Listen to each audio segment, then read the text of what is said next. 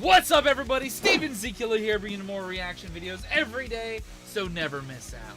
But before that, 72% of the viewers watching my videos are not subscribed. This means two things. You're either new to the channel or returning to watch another one of my videos. I hope this video is the one that gets you to hit that subscribe button today. In 2025, our goal was to hit 500,000 subscribers.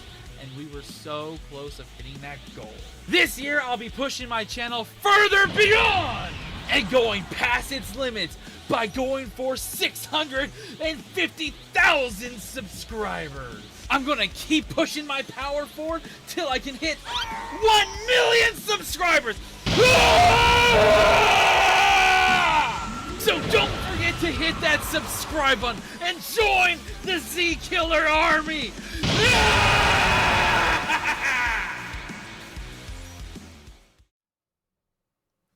What's up, everybody? Steven Zekiller here, bringing another reaction, and today we're checking out some more Australian funniness, memes, shorts. I did a reaction about 2 weeks ago to this video right here, the toad that broke Australia, 2 weeks ago with over 17,000 views, and you guys have been asking, begging, and pleading for me to finally sit down and react to the shorts. So, I have a playlist with 68 shorts, all from the same channel that makes them, of course, the more Parz channel. And I am still waiting for when new episodes or new videos, like long format wise, comes out from this channel. But in the meantime, we will be banging through shorts from this channel every so often. So I will leave a link, of course, in the description for the playlist. So show your support and love. And whenever, by subscribing and liking like I have already, whenever a full-on video drops, inform me about it. Because one, that video did really well. And two, I enjoy the humor in this. And I'm looking forward to checking out this playlist. Now, in today's playlist, we are going to probably watch, I did the math, out of 68, I'm probably going to watch 17, so we can turn this playlist into 4 videos. So if you enjoy this and you guys want more of it, stay tuned. But we're going to watch about 17 of these shorts at a time, and that equals 68 shorts. So let's get into this. I also had to make something new, because as you can see, the ratio here doesn't seem right. I've always had a little bit of a hassle when it comes to the YouTube short stuff when people have asked me to react to it, so I've made this. Here we go, a new format, a new look for YouTube short reactions. In the future, when it comes to this type of stuff, maybe I'll set up for overall just these type of videos. I know a lot of you guys have been asking me to do more short form content when it comes to reactions, because there's a lot of potential, a lot of fun stuff to watch short form wise. So anyways, let's get into these. We're gonna watch the first 17 shorts by this channel, and they're absolutely going to be fun to watch, especially based off of what you guys have told me, and of course what we've already seen from the first video. So let's get into this and enjoy it right now. I've been yapping for almost 4 minutes. Let's go. Australia has a lot of spiders, but recently we found a new one, because of course we oh dear God, we're starting off with spiders? fucking did. And the new one is the most certified Australia moment I've ever seen. For a bit of context, one of the several thousand spider species we are home to is the Sydney funnelweb, the deadliest oh dear God, that spider looks like it has armor. spider on the planet. Because of course it's down here. Where the fuck else did you think you were going to find it? These scary looking fuckers are highly venomous and can flatline you with a bite in 15 minutes. And if you think wearing thick clothes will save you, be aware the bastards have fangs long enough to punch through shoe leather. Now, holy fuck! Why do I bring these little nightmares up? What is the one thing worse than a spider rocking armor-piercing rounds that can send you to heaven with same-day delivery? A same day delivery. That's too strong. bigger spider rocking the same perk setup. That's right, Australian scientists have found a brand new species of this funnelweb that is even bigger. How much bigger? Well, the standard Sydney funnelweb. Oh dear God, how Goes to around 5 centimeters or 2 inches. And I mean, if you're asking me, 2 inches is more than enough. 2 inches is actually fucking huge. By comparison, this is the new one. It's twice the fucking size, cunt. Holy fuck. 4 inches. That also means a bigger, thicker fang. Of 8-legged menace to the animal kingdom. But that isn't even the best part. You see, do you know what they named this thing? Do you know what professional scientists named a supersized version of the most dangerous spider on the entire fucking planet? The Newcastle Big Boy. Deadliest spider on the entire fucking globe. Big Boy. Only in Australia. Platypus are weird, but I'm not sure you quite understand just how fucking weird. See, everyone knows the basics. They lay eggs, they sweat milk, and they look like God hit randomized. They sweat milk? I did not know that. On the spore creature creator and just called it a day. But you see, mate, that's barely even scratching the surface of weird platypus features. First up, as is the qualifier. Oh, comment down below. In the 17 we watch, number it from 1 to 17. What short was your favorite that we checked out today? For any Australian animal. Did you know they're venomous? No, I'm not fucking with you. You heard me correctly. Male platypus actually have venomous spurs on their hind legs. These spurs are multi-purpose. What? Acting as defense from predators, as well as a tool for throwing hands with other male platypus during mating season. And while their venom is non-lethal, that doesn't mean that getting stung by them doesn't fucking suck. See, platypus venom can cause extreme pain and swelling, and to ensure you remember not to fuck with them again, these effects can last for several months and have no treatment or anti-venom. So if Perry stabs your shit, your only option is to cry about it. Next on the list of offensive capabilities, I shit you not, platypus share the same hunting method as sharks. You see, that big-ass bill isn't just for show, as it contains enough surveillance equipment to make the CIA blush. Possessing the ability to So it sniffs out for blood? sense changes in pressure in the water, but most importantly, containing electroreceptors that track electrical signals from muscle contractions made by their prey. Meaning that when whatever they're chasing starts quaking in fear, they know about it. And last but not least, Oh my god, that meme. as if those things weren't already unbelievable, we recently discovered something new. Platypus are fucking biofluorescent. They glow. If you hit these things with a black light, they go bright fucking green. And the best That is interesting. part of that is, we have no clue why they do it. How? Why? For what reason? I guess that just means Perry was a biblically accurate platypus man. I'll give up, man. Who fucking... Oh, I guess that just means Perry was... okay. I know about Phineas and Ferb a little bit. Like, that was around the time frame when I was starting to get out of certain things, like those type of shows and stuff like that. But I know of Phineas and Ferb, and I know about Perry the Platypus. That is fucking crazy. The fact that they did color Perry that's interesting. Was a biblically accurate platypus man. I'll give up, man. Who fucking designed this thing? This seal is such a menace that he routinely gets the cops called on him. What? Introducing our protagonist, Neil the Seal, a 600 kilo absolute The Smash Bro music is fucking priceless. unit of a southern elephant seal from my home state of Tasmania in the land down under, who is known for, above all else, being an absolute fucking menace to polite society. But despite his crimes, we all still truly love him. But what are his crimes? Well, see, he seems to just fucking hate traffic cones and road safety in general, has regularly been caught trespassing, and then once he has been... Also, he's a fucking animal. There's no probably telling what he could do. And not to mention, those things can fucking hurt. They get their fucking mouth on you and bite down. That's fucking damage. They're no joke. They might be slow little blubber fuckers, but... you don't want to fuck with them. Caught trespassing, belligerently screaming at locals because they won't give him his fucking fish, and has been known to just block roads by plopping his fat ass down directly in the middle of them. However, hands down, the funniest shit he has ever done was just straight stopping this random lady from going to work. I shit you not. This motherfucker crawled out of the ocean, up the beach, crossed the road, absolutely fucking bodied this woman's poor letterbox and then proceeded to plant himself directly in front of her fucking car. She was then unable to go to work because this half-ton beefcake was camping her driveway for so damn long.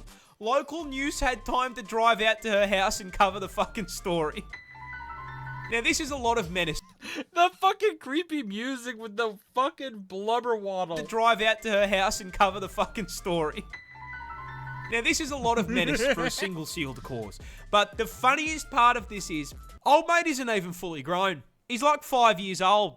If you think he can fuck things up now, wait until he's nearly 2 solid-ass tons of blubber and takes issue with the wall of your house. I do not think that seal damage is covered on my fucking insurance plan, dude. Wombats defend themselves by throwing it back. But to understand how the fuck they actually do it, you're going to need to learn a little bit about them first. You see, Australia is home to 3 species of these bad boys, all of them equally adorable, and very importantly, all being burrowers, meaning they dig out a nice little hole for themselves and the family to live in, because, like the rest of us, they can't afford a fucking house in this economy, man. They grow to around 1.3 metres in length, but despite being small, they are built like fucking tanks, weighing in at a chunky ass 35 kilos, but despite their weight, I shit you not, they have a top speed of 40k an hour. Now, the fact that they can nearly get booked in a school zone, damn, coupled with them being a tank class marsupial, forms the start of their defense speed and tanky. That's a scary combo. Strategy. So you see, a fun fact about wombat anatomy is they spect all their defense points into their ass. Rather than having fat and muscle, a wombat's cheeks are made out of 4 thick plates of fused cartilage, making it extremely solid. And this Kevlar BBL allows for the fucking funniest defense mechanism. So it basically uses its butt like Princess Peach does in Smash Bros. As a battle axe, or no, not battle axe, battling ram. Yeah, that's a better word for it. I've ever seen on an animal. Basically, if a predator tracks down Mr. Wombat to his burrow, it'll stick its head in and start trying to dig him out. In response, the wombat will line his ass up with the tunnel door, chuck the gear shifter into reverse, and fucking floor it backwards up the tunnel into his aggressor, slamming his ass into its head. The impact then squashes the predator between his steel cheeks and the roof of the burrow, straight up crushing its skull like a Mortal Kombat fatality. I cannot make this shit up. Stepping on this rock could straight up paralyze you. Oh shit. That's because this isn't actually a rock. Oh no, that what is it? Is a stonefish, a species of underwater menace native to Australia. And coming as a surprise to absolutely no one, it is also the most venomous fish in the ocean. Because of course it is. As if the fucking damn snakes and spiders weren't enough, now I can get packed up by a pet rock. But why is this Pokemon reject such a threat to my mental health? Well, you see, stonefish use their special venom for defense. However, unlike most other animals that do this little f***er doesn't have the decency to dress like a neon sign to warn you. No. This bastard is a 6th prestige prop hunt veteran, having evolved some of the most impressive camouflage in the animal kingdom to make... That is absolutely dirty of Mother Nature to do and dangerous as all fuck. Make hunting easier. And once they've set themselves up, they are basically indistinguishable from Patrick Starr's house. Now, this is a fairly major problem as they love to live in the shallows on the beach, and that venom we talked about earlier is stored in these 13 giant, highly toxic spines that deliver venom when pressed on. You can probably see where I'm going with this. Probably a lot of dead kids, and honestly, just in general, this is probably a lot of dead people in general. Considering it's hard enough to spot these things while you're paying attention, if you were, say, on a romantic walk along the beach with one of the homies, and while distracted by his ethereal beauty, weren't paying too much attention to where you were walking, it would be very easy to place your foot in the wrong spot and step directly onto 13 hypodermic needles, which would then deliver a ginormous dose of neurotoxin straight into your system. And then you'd probably cease to be alive. Oh, you thought it was normal venom? No. You see, these things maxed out the toxin skill tree, producing a mixture of 2 neurotoxins that can flatline you by collapsing your heart and lungs in under an hour. And even if you survive, the sting still causes extreme pain, swelling, and tissue necrosis. Because this is Australia, where... Oh dear God, I know what that is. Oh, that is disturbing to see. Yeah, do not look that up. even the scenery is trying to one-shot me.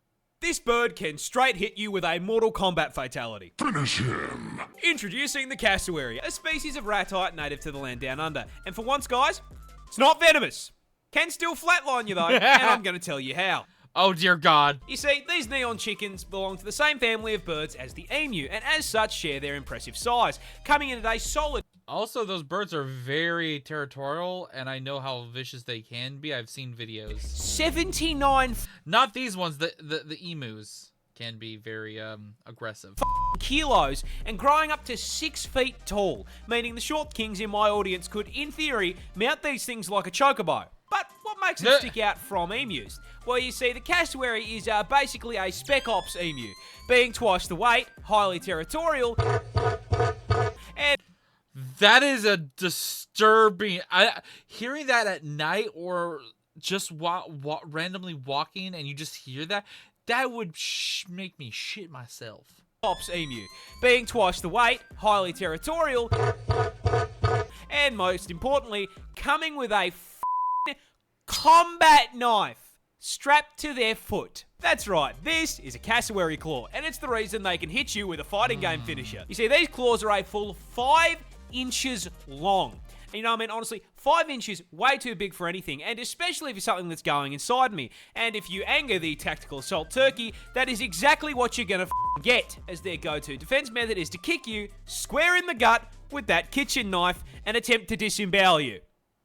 And I mean, even if the kick doesn't put your insides on the outsides, that kick is still going to send you flying, which can cause some fairly major problems. Problems like the incident that occurred in 2012, oh dear God, where I you not, a cassowary ran up behind a random tourist, hit the heavy attack button, and kicked the guy down a small cliff into the ocean. I mean, luckily he survived. Wow. But the fact that I live in a country where at any point I could be hit with a sneak attack by a kaiju turkey is a kaiju turkey. terrifying. Australia lost a war to emus. Oh, here we go. How the did we lose an armed conflict? So not only did he just talk about something, now he's going into emus. Like, these little fuckers, I've seen videos on them. They're no fucking joke. They're assholes. With flightless birds. Well, it all started in 1932 when farmers in Western Australia wanted to grow wheat. There was just one major problem. That's emu territory. And emus really like wheat. And coming in at 6 foot tall and 40 kilos in weight, they can eat a lot of it. So when breeding season came around, the emus migrated through the farmland, and these poor farmers were overwhelmed by a tyrannid swarm of man-sized poultry. God. 20,000 emus strong. These feathered tanks then proceeded to completely steamroll through That's a good representation. Feathered tanks. Yeah. the fences, into the fields, and started laying waste to the wheat. The farmers attempted to fight back the initial wave with rifle fire, but their efforts were, putting it lightly, completely useless. This ginormous L made the farmers pretty bloody angry, so they gathered together and went to the government to ask for help. Sir, 20,000 emus have hit the wheat fields.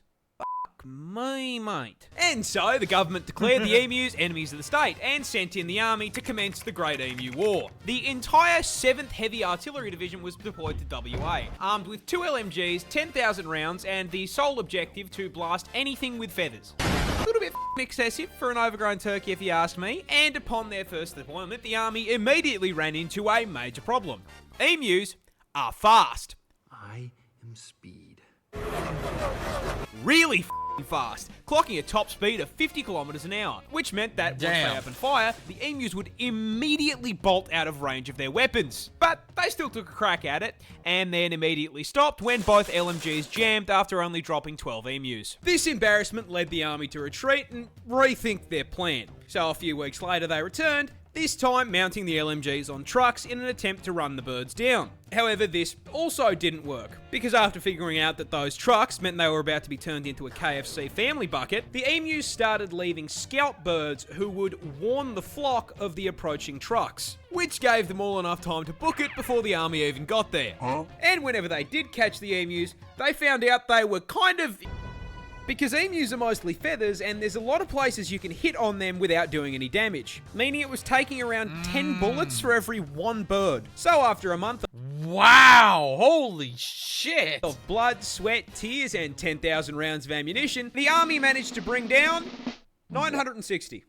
The population was 20... Wait. Go back. One bird. So after a month of blood, sweat, tears, and 10,000 rounds of ammunition, 10,000 bullets. the army managed to bring down 960. And they barely hit 1,000 kills. That is 10 bullets. Okay, that is 9.6 bullets per kill. The population was 20,000. This was an issue as, unlike America, our defense budget is not a bottomless pit. So the army had wasted all that money to achieve absolutely fuck all. So the government just kind of built a really long, really shit fence around the farms and called it a day. How the fuck did we lose this? I could have done a better job with a boomerang and a cricket bat. Kangaroos I don't know about that. and will beat you up. Oh dear God, kangaroos. That's right, just because kangaroos can and will beat you up. That's right, just because it's not venomous doesn't mean it can't knock you on your ass. And Australia's most iconic marsupial can do just that. Because they are way bigger than you think they are. With our biggest species of roo coming in at a ridiculous 2.8 I'm sorry, anybody who thinks they can handle fighting a kangaroo, you're fucking dead. Wrong. meters in length. And with the iconic hop, they've got a vertical jump of 3 meters. I mean, honestly, with a stat spread like that, they don't belong in the outback, they belong on a fucking NBA court. As if that wasn't enough, they're also built like tanks, weighing in at a full 90 kilos of roid-raging rabbit muscle. And being able to move Rabbit muscle. yeah. They're fucking giant. way faster than anything that heavy has any right to, pegging the speedo at a max of 70k an hour. Meaning if you make them angry, a juiced up rat the size of a small car is going to run your ass down and beat the f***ing brakes off you. And pretty accurate. I'm not kidding when I say they really will rock your shit, because roos are professional kickboxers, with males routinely fighting MMA to win female attention. When they fight, kangaroos will lean back on their tails as a stabilizer and immediately start scratching and kicking the ever-loving shit out of one another. And those kicks have enough force to crack bone. And as if getting drop-kicked by a muscled marsupial wasn't bad enough, they also for some reason have the same bite force as a grizzly bear. Because why not? What? Now, even with Okay, that I did not know. That is scary to find out. all of this, there are still animals stupid enough to view a roo as lunch. Which brings me to the most terrifying thing that they do. When threatened, kangaroos will hop into a body of water and wait for whatever is chasing them to follow them in. Once the predator enters the water, the kangaroo will wrap its arms around their neck and just straight up drown them. What the man? Damn. I share a country with psychopathic tren rats. Oh! Touching this plant will put you in the hospital. I'm dying. This is the gympie plant, a piece of foliage native to the land down under. And surprising no one, not only is the thing venomous, it is in fact the most painful plant on the planet. Because yeah, no, of course, man, even the fucking leaves down here have a problem with me. Growing in the rainforests of northern Queensland, these hell bushes are covered in tiny hairs that upon closer inspection aren't hairs at all and are actually... Mother Nature's fucking scary, and she is one hell of a scary motherfucker in Australia. Thousands of hypodermic needles waiting to stab you and break off inside your skin if you so much as brush them. Once inside you, these needles will inject you with, I am not kidding, neurotoxin, and cause absolutely excruciating pain. I mean, like comedic levels of pain.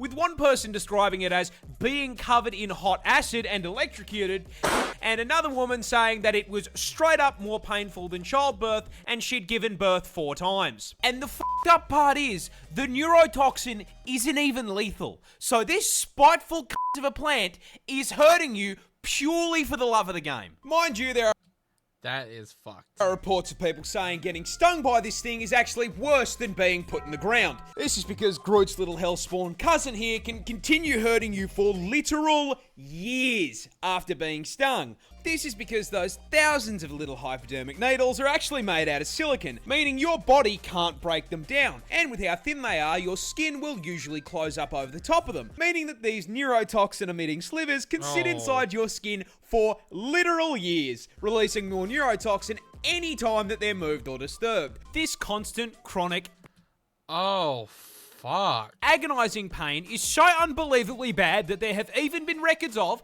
trying not to get banned here, people Alt F4ing existence to make it stop. This particular incident came from a man who accidentally used one of the plant leaves as toilet paper. Oh!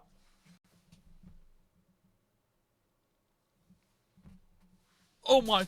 No. No. No. No. No. No. No. No. No.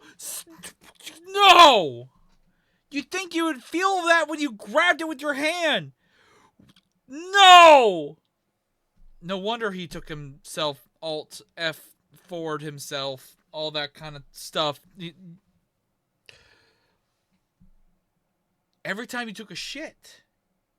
Every time. No. Oh, that poor son of a bitch. Came from a man who accidentally used one of the plant leaves as toilet paper. I don't think it gets much worse than neurotoxin to the nuts. I have been assaulted by a cow. One of the cows is called Monty, and he's an adolescent, and I made the mistake of Oh, what the hell? Okay, we got some regular, like a little bit different. turning around for like 5 seconds. And in that 5 seconds, this 500-kilo cow runs up behind me while I'm sorting out his food and tries to f***ing mount me. He nearly Why'd you gotta use the fucking, the hub sound effect? Oh no. f***ing squished me. If I hadn't been hitting legs, I would have been squashed by a horny f***ing cow. This bird has to rearrange its organs and skeleton just to lay an egg.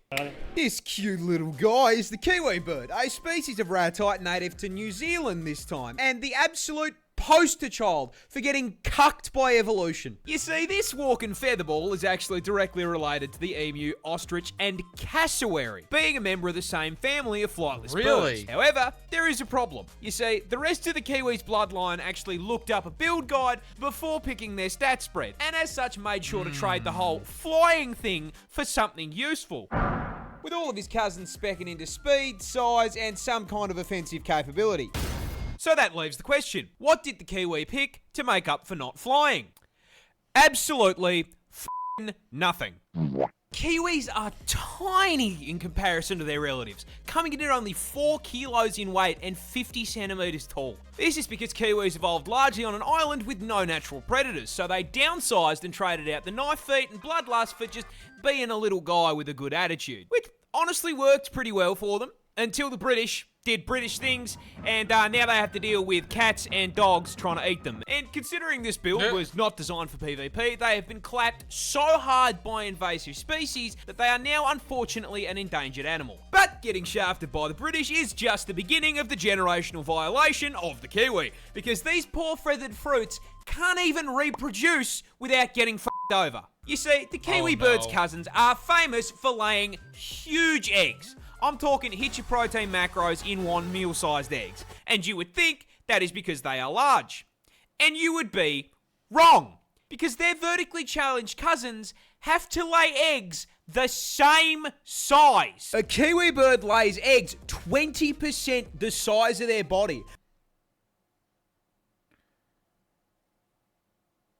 What the fuck?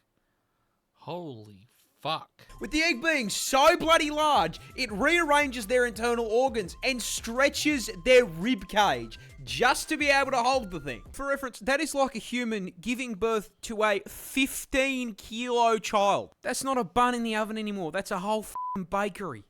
I ate lunch with a wild lizard. You see, before I made the videos, I worked as a handyman, and one day a client asked me to do some brush cutting because their lawn was, putting it lightly, completely f***ed. So I'm taming a miniaturized version of the Amazon jungle, and I see something that nearly gives me a heart attack. A big lump of scales slithering through the brush about 2 steps ahead of me. Being Australian, I immediately assumed it was a snake, which is a problem, because the only 2 snakes in my home state are highly venomous and extremely aggressive. So I immediately stopped what I was doing, That's always scary. backed the f*** up, and got ready to call in the snake catcher to relocate the angry hospital noodle. Help me. However, Hospital while dialing noodle. the number, I noticed something. That was kind of too fat to be a snake, and it hadn't tried to eat me yet. So, being the poster child for why women live longer than men, I waddled back Oh my fucking god, this was dumb. Okay, what the fuck are you? over for a closer look, and I found this little guy. This is a blue-tongue lizard, and they're actually Oh. pretty cool. Native to Australia, these bad boys are basically a tubby skink, but as the name suggests, they have a bright blue neon tongue. Now, I couldn't just leave this distinguished gentleman in harm's way, so I yoinked him and began looking for a place to relocate him away from where I was working. However, during the relocation process, this cute little man proceeded to cuddle up to my shirt and fall asleep, and did not particularly appreciate me trying to move him from his resting place. So, considering it was the middle of the day, I just said, fuck it, called a lunch break, and proceeded to sit in the sun eating a chicken sandwich while Godzilla's little cousin took a nap on my shirt. He sat with me for my entire That's actually really fucking adorable. a 30-minute lunch break without me holding him. However, unfortunately, I was only halfway through my workday, so after I wrapped up lunch, I had to say goodbye. I very delicately removed my new scaled friend from my shirt and released him back into the wild. Alrighty, big fella. Off you go. Back into the bushes. There you go. See you, friend. I think this incident legally qualifies me as the first Australian Disney princess. There was a big-ass huntsman that used to I live was not expecting that in ending. my house, and I'm gonna be honest, dude, I kind of just What? let... There was a big-ass huntsman that used to live in my house, and I'm gonna be Oh. honest, dude, I kind of just let him hang out. He ain't f***ing small. I'll tell you that much. Oh dear God, that would no. I don't know if I could do that. No. I think I would instantly grab something to squish that thing. No. This was a few years ago. This thing has been living in your house for years. Years. There's a huntsman, and they do. Ooh. I was quite happy to let him just chill. Ooh, it did. I'm sorry. I would not let that thing. I wouldn't put my hand near that. There's a huntsman, and they do. Ooh. I was quite happy to let him just chill because I never saw a mosquito or a fly in that house. So he was paying rent in his own way, you know? This animal No. will peel your face off like a banana. Hell, Introducing fuck no. the one creature that strikes fear into the hearts of every Aussie. The infamous, terrifying drop bear. A species of predatory marsupial exclusive to the land down under. This genuine nightmare may seem pretty normal at first, closely resembling the koala bear, and that is by design. You see, the drop bear is an ambush predator, patrolling the branches of the eucalyptus tree and using their keen sense of smell to detect incoming prey. And once they can smell you approaching, they will position themselves in the leaves of the trees, being basically impossible to spot unless you're actively looking for them. And even if you do see them, you're automatically going to assume it's a koala. And that assumption is probably going to be the last mistake you make, because walking under these things is inviting the most painful death you can think of. Once you've walked into range, the drop bear will launch itself from a tree and aim directly for your head.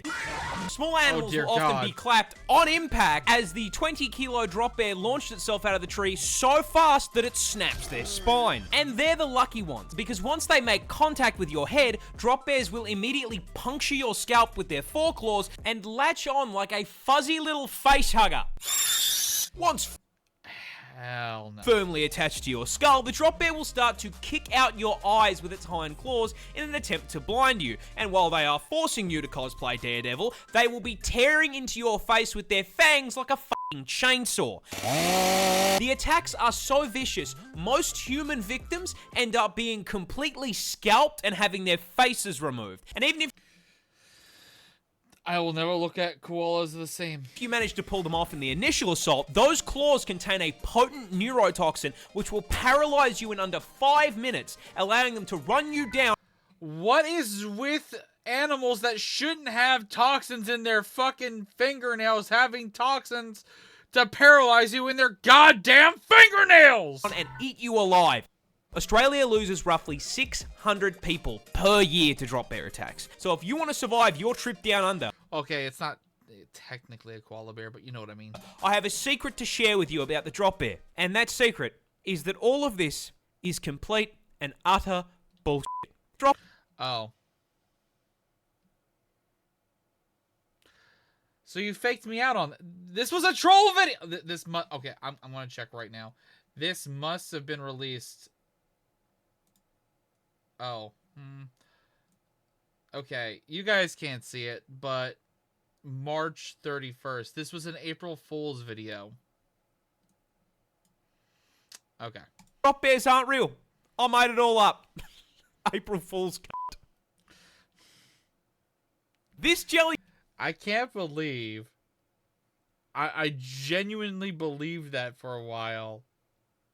Honestly, I was like, it looked like a koala, but I was like, maybe in my head, I'm like, maybe it's just a different species named that's very close to the koala.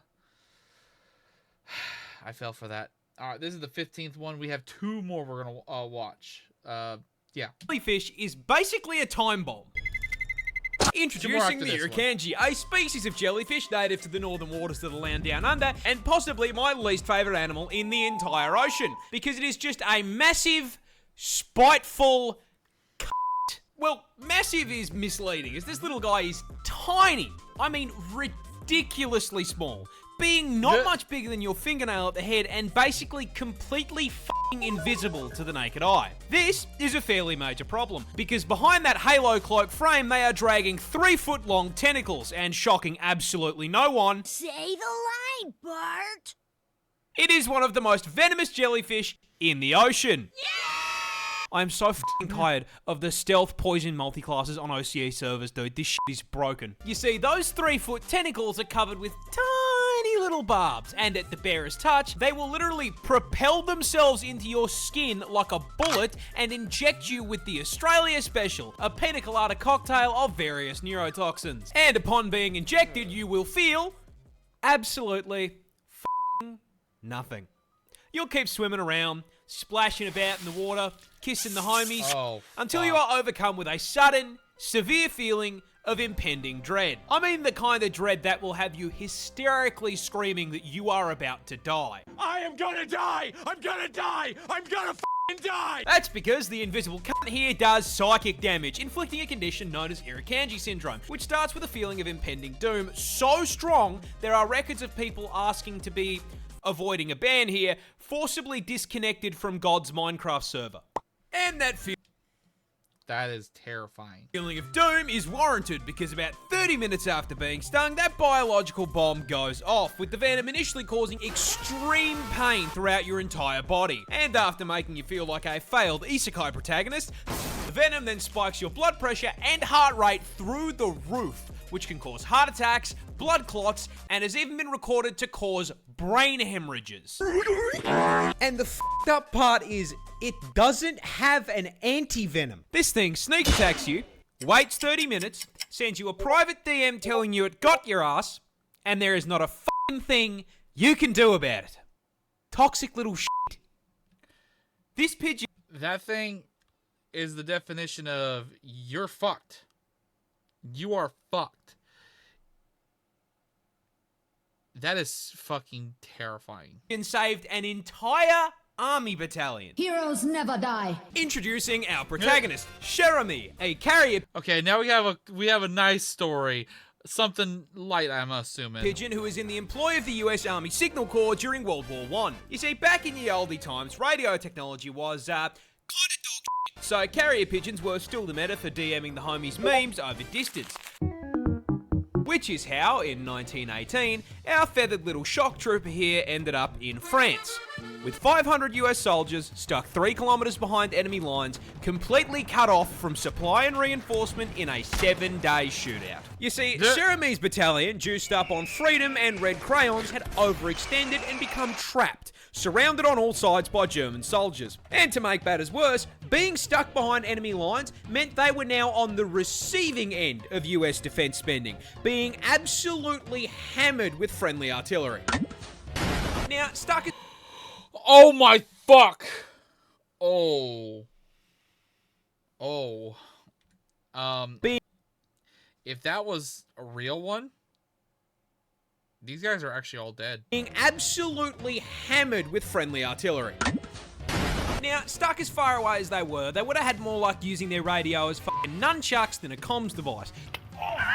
Oh! So they began sending out carrier pigeons Yeah, heard the wood smack the nuts! in an attempt to tell command to stop fucking shelling them and help on the point. However, the Germans were having none of that shit and shot every single carrier pigeon the battalion sent out of the air like they were running an AIM Labs warm-up. Until only one remained. Cherami. Desperate and rapidly running out of soldiers, the battalion wrote a message and attached it to Cherami, sending him into the air and watching him sail above the trees. And just when they thought he was clear, some f***ing sweat on the German side nailed him. The battalion watched in horror as their last hope spiraled out of the sky. The bullet tore straight through Cherami's center of mass, destroying one eye, punching a hole through his chest, and blowing off one of his legs. And this giga chad of an animal tanked it. Do you have any ibuprofen? I got a headache. The Marines watched in awe as this mangled pigeon picked itself out of the mud and managed to fly clear of German fire. Cherami made it the whole way back to base, delivering the message and saving a total of 194 soldiers. Not only did he get the Holy shit, that bird is a tank. job done, but he f***ing lived. He was granted one of the highest military honors the French army could provide and sent into retirement with his trainer. And when he eventually did pass several years later, He lived for years later? That's crazy. I was about to assume that he like made it, got the award, and maybe lived one year at best with that much type of damage. preserved and placed in the Smithsonian, where you can go see him today. There he is. Absolute f***ing legend. Scientists... This is the last one we're watching in today's reaction. If you guys want more, you guys know what to do. Hit that like button, hit that subscribe button. I am loving these videos, and I hope you guys are too. We're going to be watching them all. And eventually, whenever there's new ones dropped or there's more full-length videos, I'll be tackling those ones ASAP. So, and if you guys have other suggestions, you know, to comment down below. And also, this is probably the only video I upload today because I have some stuff to do today, and I'm really late on this upload as it is. And later tonight, I will be doing something, so I might have a very, very late upload. And if you're a fan of Dragon Ball Z Dokkan Battle, you may know what I'm referring to. So, let's go. just de-extincted a 12,000-year-old dog. Well, kinda. You What? see, a bioengineering company called Colossal has dedicated itself to doing what every single Jurassic Park film has told us is a bad idea. Bringing back extinct yeah. species. And recently, they made a Very fucking true. breakthrough. They have managed to bring back the 12,000-year-old direwolf. You know those big-ass puppies from Game of Thrones that the Starks had? Yeah, those were actually a real-ass animal, alive during the late Ice Age. And the best way I can describe them to you is, Basically a wolf on steroids. Pretty much, yeah. these things were bigger, faster, and stronger, estimated to have the highest bite force out of any canine. And in a move that I'm sure has no implications, they have managed to bring these bad boys back to life. These two little guys are now 6 months old and have been living on a private plot of land with 24/7 veterinary care. However, they've only just been shown off to the public, with the company going so far as to get a photo op with George R.R. Martin holding one of these adorable little killing machines, showing that man will literally interact with an extinct species before he finishes that last f***ing book. There was, however, one I don't know how, like, I'm assuming he's still writing that last book for Game of Thrones. small problem. This isn't technically a direwolf. You see, by merit of them being extinct, short of specking into necromancy, you can't exactly bring them back. Which is What they did was infuse DNA into a mating session, mixed with wolf DNA and stuff. where this guy comes in. You see, the grey wolf shares 99.5% of its genetic code with the dire wolf. So, using CRISPR gene editing, they basically toss the grey wolf back into the spore creature creator, then using the code found in dire wolf fossils as a build guide, juiced the out of it, boosting the size slider and putting some extra points into strength, as well as adjusting its head shape and teeth. All in all, they made a total of 20 edits to 14 genes, producing the closest thing we can get to a dire wolf short of time travel. Which is cool as I give it 5 years before a man-made horror beyond comprehension breaks out of that lab and we are all playing Resident Evil. Oh dear God. Best Resident Evil game though still Resident Evil 4 to me. I'm a huge Resident Evil fan. And I'm so looking forward to Resident Evil 9. Just another month or so. Let's go. But this is the last video we're checking out in this playlist. We have watched 17. Here, let me switch over to this. We have watched 17 videos out of the 68 in this playlist. I did the math once again. Divided by 4, and I divided 68 by 4, and it became 17. So we'll be making 4 individual videos, and it's actually pretty good because look, 17 of these videos, and this is a 46-minute video. So I think it's pretty safe to say this is a good balance of content for you guys. So stay tuned for more of this fun, entertaining shenanigans. And out of the 17 we watched today, what is the scariest one, and which one was your favorite? Let me know down below. Till next time, guys. Hit that subscribe button. If you have suggestions, comment down below. Post them in the reaction ideas section on my Discord. And until then, maybe even check out another video or two after this one. Go do that. Actually, click on my channel and go watch another video. See you next time. Bye.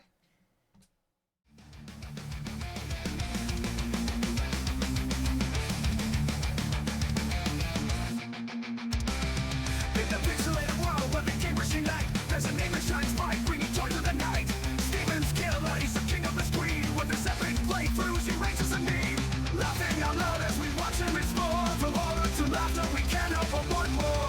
With a heart full of passion, he shares his delight. Steven's killer, take us on another one.